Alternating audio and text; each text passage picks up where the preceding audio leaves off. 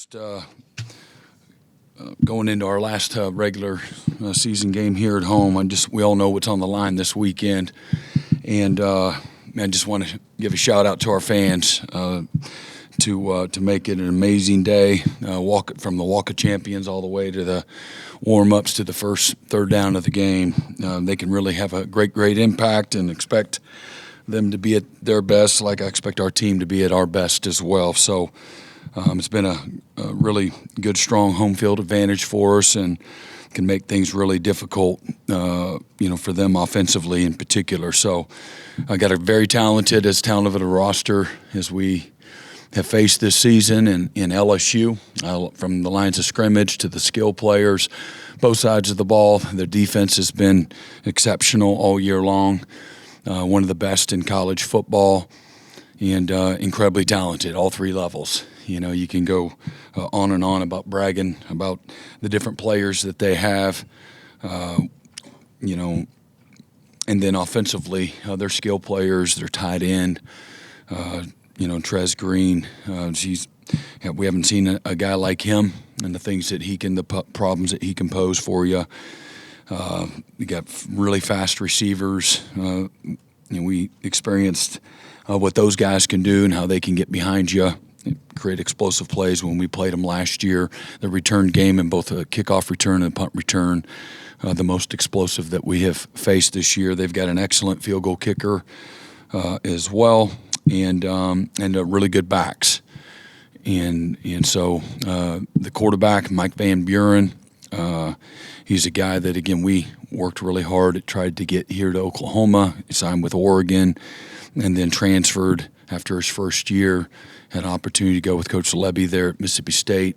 Played well for him, and decided to go to LSU to be the heir apparent there, and has gotten in the game. Very mature, got tremendous arm talent, can really hurt you with his legs as well.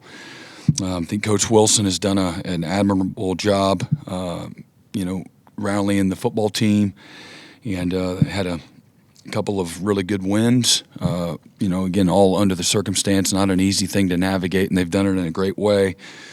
And the team's playing and competing at a really hard, high level as well. So going to be a great challenge for us, and something I know our guys are, really excited about. This is a team in our locker room that loves a challenge. That's kind of who we have become on the season, a team that really relishes the bigger the challenge, the more they respond. So they also have a great respect for how you beat a team. The only chance you got is you got to beat them all week, and the things that it requires to play at a detailed, precise level, and taking care of their bodies and things of that nature too, so you can play physically. So looking forward to the challenge of having LSU coming in here for the first time in the history. So with that, I'll open it up for questions. George, you want to start us off? Yeah. Brent, last week you talked a little bit about the running back depth and it being tested. Xavier was the only guy that we really saw in the game this past Saturday. With him banged up, Torrey banged up, do you anticipate anybody else being able to help you guys in that room or be available for you guys the rest of the season? Yeah. Taylor Tatum was for the first time healthy and available. So he'll be somebody that, will be available, along with, obviously, Jade Knott. Yeah. Mm-hmm. How difficult, I guess, has that been, having only a couple guys really? Well, again, I just would say this. We've been fortunate enough to win despite that. So the guys that have been available have done a nice job for us. Thanks, Brent. Mm-hmm. Yeah, Brent, we were talking to John last night a little bit just about the offensive struggles, finding rhythm, and he sort of put it all on his shoulders and took a lot of responsibility for it. I was just curious, going into a game as important as this one, what is his leadership? They're all important, right? Yeah. This is no more important. They're all been very important. What has his leadership been He's been great. He doesn't walk around like he's carrying all these heavy burdens. He's an alpha. He's somebody that runs towards that responsibility of what you got to carry, the weight that you have to carry at that position. And I think it brings out, good qualities in him as a leader. The the team sees him working every day, and he's got great humility, but he's got great passion and energy at practice. You guys see a very calmed down version. He's incredibly competitive, tough-minded, talking noise, and he's just a lot of fun to be around as a teammate, on the field. But he's serious about his business too. He's got a great blend. Mm-hmm. Yeah, Brent, you talked about when Troy Everett went down earlier in the season, him finding a different way to be a leader for this team. What's that looked like since his injury, and how much has he still meant to the locker room? He has stayed emotionally engaged. He cares greatly about his teammates and this team, and certainly being his last year. So, again, a guy that's been very, very invested on the field, off the field. He's got great relationships with everybody in the locker room. So it's a very natural place for him, I would say. I think coaching is in his future. And just a real natural when it comes to, find ways to contribute, from a leadership standpoint. So I think he has a way to make guys laugh when he needs to, but also a voice of reason when it's time to buckle up and, you got to do a little more. I think he's always been a guy that he has no filter, and it's a healthy way, but he has no filter when it comes to saying what's on his spirit, and is well received by his teammates. I think he's gotten better. A couple of years ago, sometimes maybe the delivery needed a little bit of polish, and but he's really learned, how to engage his teammates to bring out, good qualities in them. Mm-hmm. Yeah. With Reggie missing the first half this weekend, how do you navigate that cheetah spot beyond just leaning on Kendall, and what are the challenges of that for you as a defensive coordinator? The number one challenge is how to, we have players that can play it. They've got great skill to play that position. So you're looking to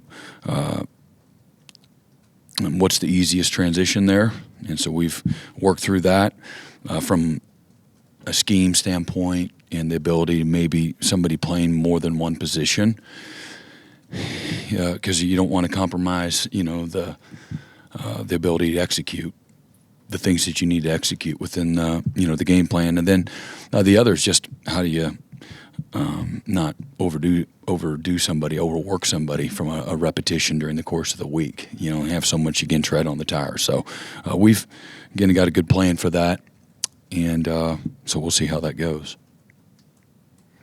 Yeah, and on the running backs, Javonte, I know, has been banged up, but I also realize he may be thinking about keeping his red shirt. As a head coach, how do you deal with that aspect of the game, knowing you got a guy that might can help you, but he's looking out for his future? How do you? I mean, it just seems like another element of your job that you got to deal with. How do you deal with that? Yeah, I think good question. I think every case is a case of its own, based on who that person has been and a body of work. So try to navigate that appropriately, just like you would, discipline in the moment, or big discipline issues. We have a set of rules, but again, how you treat everybody, based on, again, maybe if it's a young guy, you give him a little more grace. An older guy, hey man, you should know better. Things like that. So that's really the way you're dealing with it, is based on, again, who they've been since they've been here. And at the end of the day, we have a different environment that's not the player's fault. They have lots of different options now. And so I look at it with that lens as well. Can't blame guys, for wanting a little more of this or that, and looking out for their futures. I don't think it's necessarily a selfish trait, but we've created an environment that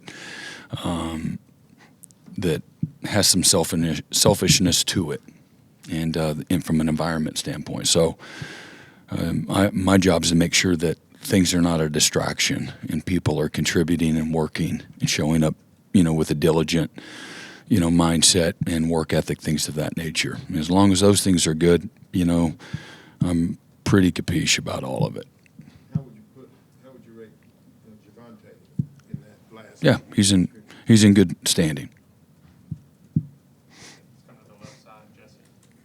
Yeah, Brent, you mentioned after the game on Saturday the winning formula for you guys could include special teams, winning on the margins. So I'm just curious, with that special teams unit, the plays they've been able to make, when did you kind of realize that could be part of the way you Prior to the season, with so many returning guys, last year there were some things that were really good.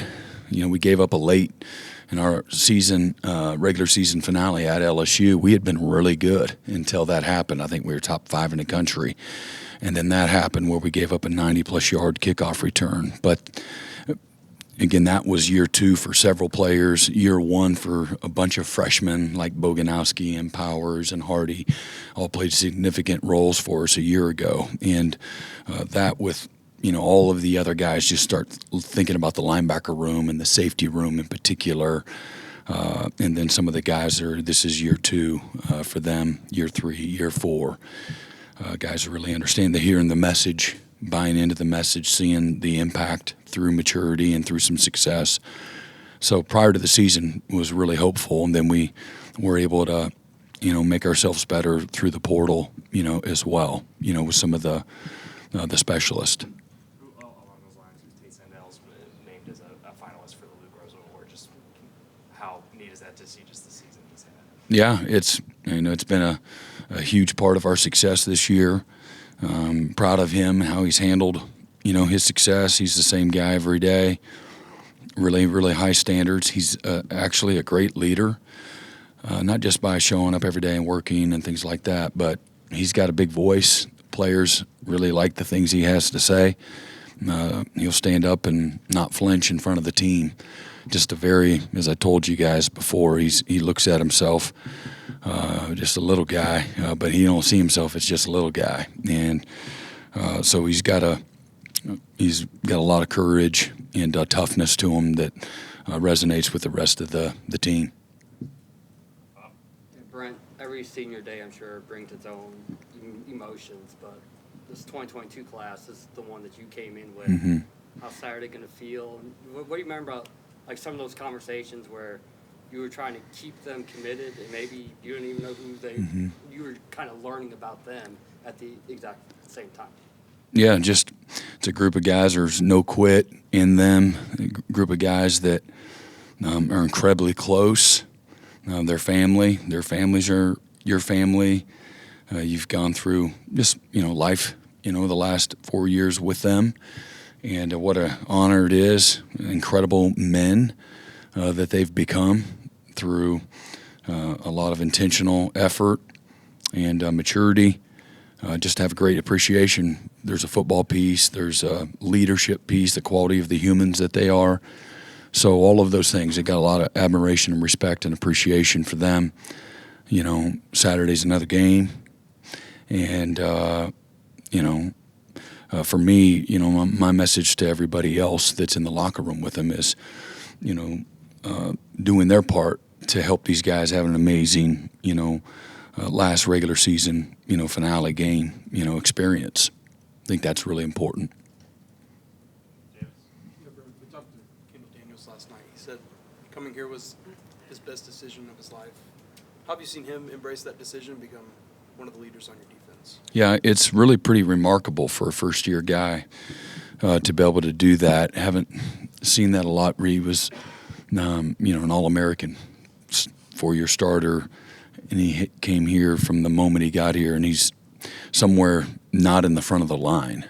And he endeared himself to his teammates through not having a whole lot to say. He had good juice, good energy, but embraced whatever role that we asked him to do, learned multiple positions, and busted his butt every single time he had an opportunity to get in there. So there was never any assumption or conversation about, hey man, you're going to be the guy. And then he wasn't the guy, and then he's disappointed, and then you're dealing with coming to see you and things like that. So he just had a mindset: I'm going to get what I earn. I'm going to create opportunity for myself. I got a lot to work on from a language barrier and scheme standpoint, and that's all he's done, man. He's a country kid, country boy, very, very simple. He loves his family and his fiance and his teammates. He's a really simple guy and loves ball, really natural at it. He earned a lot of respect from the teammates because of how he handled his transition.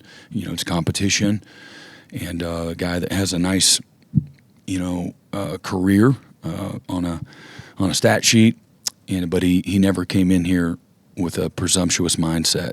And so I think he endeared himself. I think that's been incredibly important for his success that he's had, and he's going to play this game a long time. And he's had an outstanding year, but his emotion, his energy, his enthusiasm, his friendships that he's worked really hard to create, that's how he's impacted this team. He's a huge part of the synergy because he's got a lot of life to him. That he shows up with. He cheers on his teammates for their success, celebrates their success. It's not all about him. And that's a really cool thing to see. When, again, they've spent a very short amount of time together, but he's got wisdom beyond his years. Again, been a fantastic leader for us and has really been a big part of our success. Before the season, he said he wishes he had more time with you. Mm-hmm. You wish you had more time with Kendall? Oh, yeah, for sure. But, I don't see it as, okay, the end's coming up here pretty soon. I don't see it that way. This is just the beginning from a relationship standpoint, and he's got family here forever. Relationships are forever. It's not conditional on how well you do or how long you're here. Once they leave, you're always going to be in their corner and supportive and staying in touch, things like that. Mm-hmm. Brent, you've talked a lot about this team being relentless. And what does that mean to you as a coach to have a relentless team? And when, maybe this season, before the season, did you see that sort of click? It started seeing the signs of it last year through all the dysfunction, of and what that football team faced. There's a nucleus of young guys that are in our locker room that did not flinch. And I know I said that several times, and it doesn't resonate with people when you're not having success, and I get that.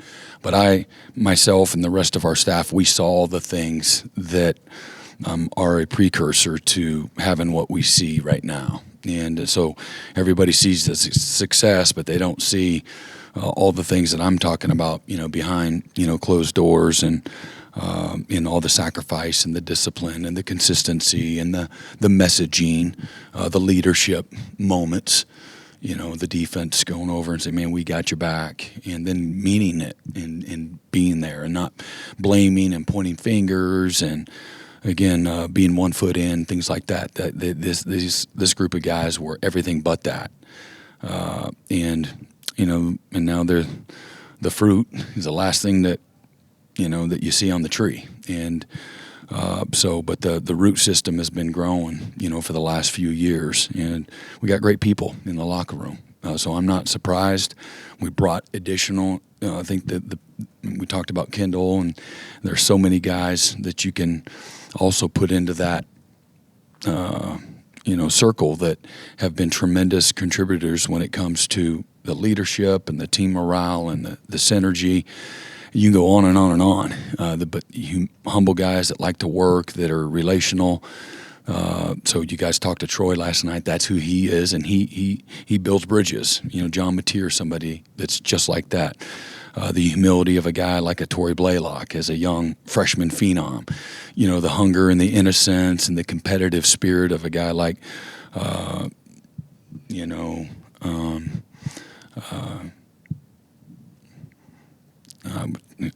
Mike Fasusi, I apologize, and or Eddie Pierre-Louis. The same thing.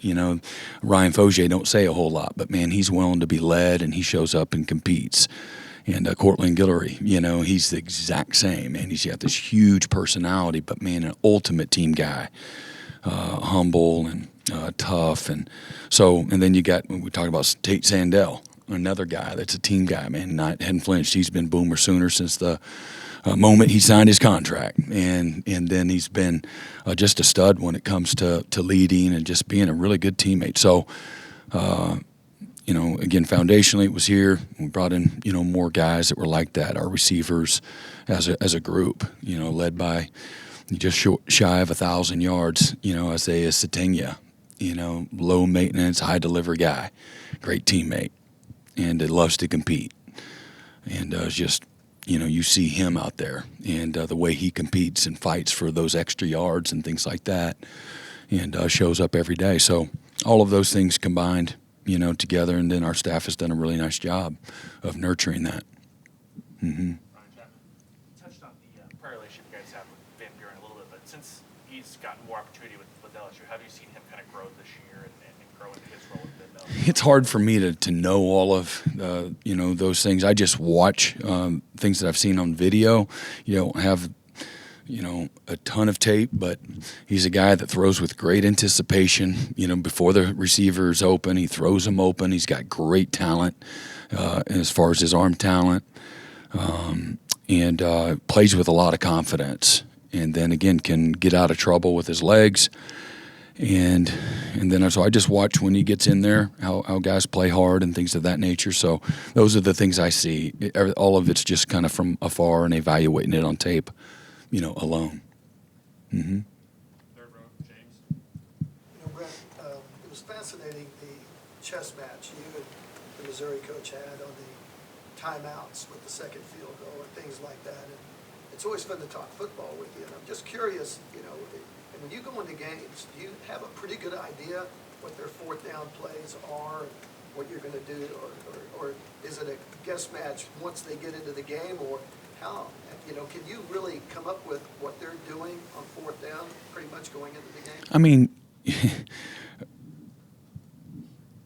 there's still, again, we got the tape, we got all of the analytics, all of the tendency reports, like everybody has that. So, where they're at on the field is a big part of it. So nobody has this long Rolodex. So I don't know about chess match. I don't really look at it that way because the coaches aren't making any plays. The players make the calls, good calls, by being physical and great fundamentals and timeliness and communication.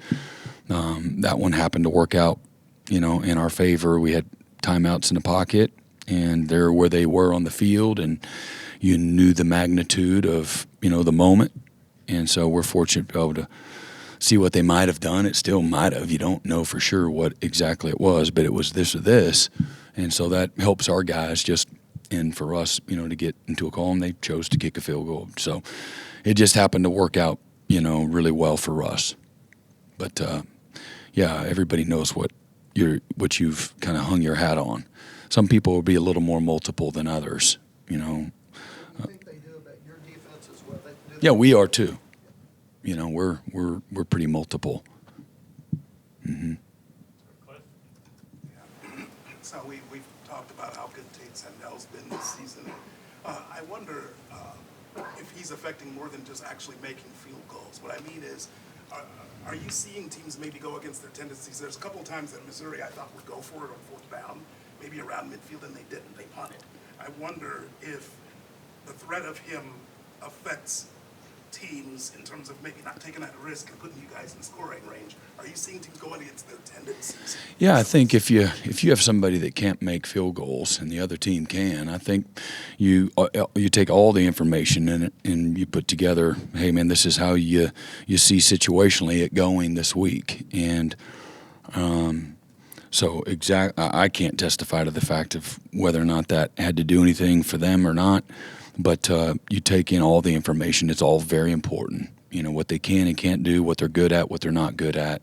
And then you have a game plan that's tailored, in subtle ways, but important ways, to that.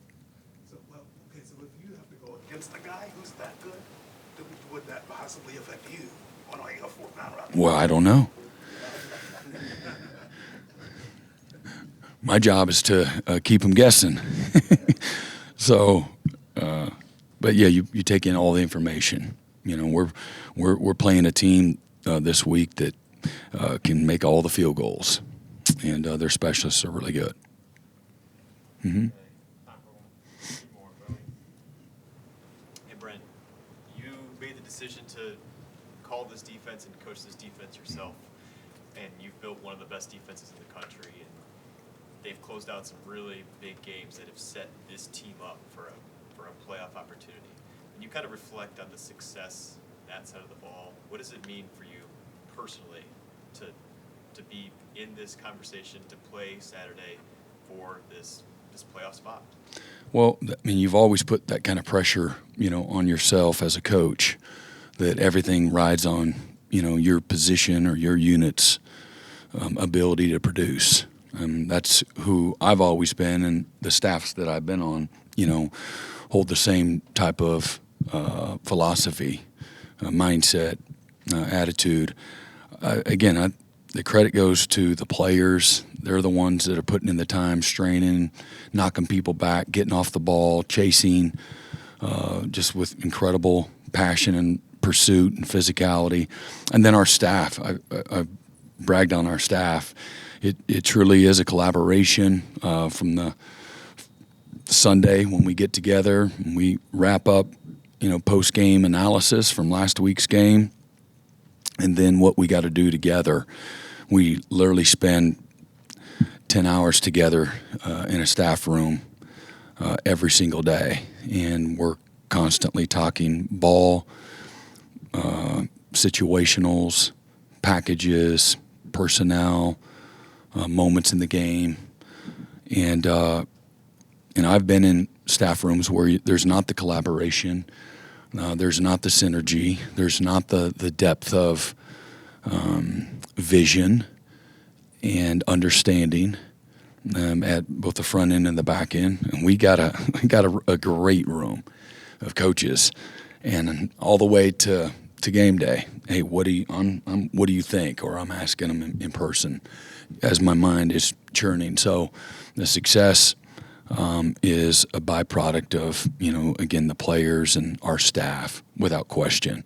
For me, I wanted the responsibility. I didn't want anyone else in the building to feel the pressure of that, on y'all wrote the stories, and again, look, I'm not, you haven't heard me come up and, I've given statements about where I think things are and what we need to do, and what's the plan to make things better and back to the standards of this,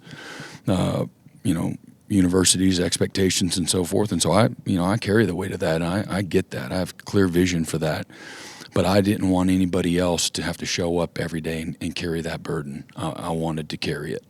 It's my responsibility, and that's again something that I've cut my teeth on. That's why I was hired.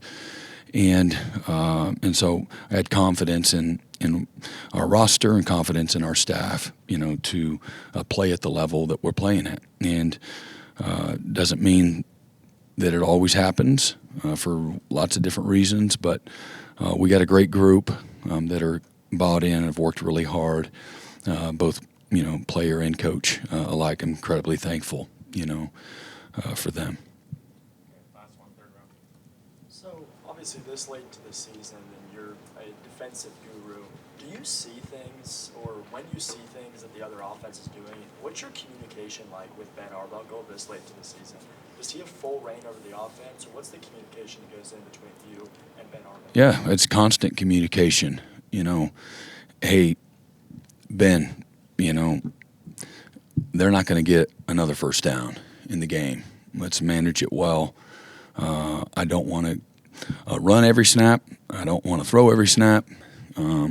Let's convert. Let's stay on the field, And, a lot of times it's literally, hey, the other side of the ball, I put pressure on those coaches, nonstop, and put the same kind of pressure on the offensive coaches. Pressure is to stay on the field, not just not turn it over. Stay on the field, move the ball, create field position, go score. And just like I do on defense, man, this is the drive. I probably say that 8 drives a game. This is the most important drive of the game. And I really feel that, like in the moment. All right, that one's done. All right, the next drive. And or maybe it's, hey, offensive guys, man, that was a hell of a drive right there. They're doing what we asked them to do. Watch them push the pile. Watch them play physical. Let's let's make sure telling these guys that's a hell of a job. That's what it looks like, and we need more of that. And of course, I'll do it, but I want them. I want the position coaches and the coordinators. I want them to create that attitude, that confidence, the nurture the momentum. Don't be a bunch of stiffs. This is a passionate, intense, enthusiastic type of game that is very real, and not being rah-rah. Not making stuff up. Celebrate, the things that we asked them to do that we said were critical in winning, and you make it a big deal. Go over there and double punch somebody right in the freaking chest because they did what you've been talking about. This is what winning looks like. And so I don't want it always to be me, the lunatic head coach. I want it to be everybody is sharing that passion and the energy. And sometimes it's there, and sometimes it's not what you want it to be. And I've just got to, always be mindful of that. And the kids like it when, the coach is having fun too, put their guard down some. But that's what it is. Hey, we're nonstop talking analytics. Hey, you got to go at 1, on 1st and 10 in the drive. And oh man, they're just, they're sitting on it, man. You can get by that guy, or man, they're going to make it hard on you. They're going to run the guy up the field. They're not going to let you get outside on you. It's more inside. So those are all the things without, I know whether there's if I had somebody coming over and telling me constantly what I should or shouldn't do, or being captain obvious, I'm not going to like it very much. I'm trying to be in a rhythm. I'm in a mindset. You need to tell me that, hey, man, we are going to go for 2, great, or they're going to go for 2, great. I get that. But it can really, it can get you out of whack too. You got to there's a fine line, That was a terrible drive. That was exactly opposite of what I just asked for. Sometimes that doesn't help. And so you got to figure out what the delivery, needs to sound like. But, and then handle, people and players accordingly. I hadn't had to say anything to, Grayson Miller because he's been outstanding, but I did on Saturday when he put, we're at midfield and we punt twice and it goes in the end zone. And so now they're like 25, 26-yard punts. We should have considered going for it. And so he had to hear an earful. Next thing you know, we put it inside the 10. I don't think that my motivational and some of my remarks were the reason why he was able to put it inside the 10, but now it's a moment where I can say, see, Grayson can take a butt chewing, and responded the right way. And we talked about that in the team meeting, yesterday. So, but it's, you're constantly collaborating, throughout the course of the week. We go against each other a lot situationally. Those are all very detailed and planned out moments of practice that are all about game day simulation. And so we're constantly talking, okay, they're playing this concept on defense. Hey, these are the things that I don't want to see. These are the things that we've been burnt. So maybe you give them, the videos, things like that, to show them, how to, attack a certain scheme.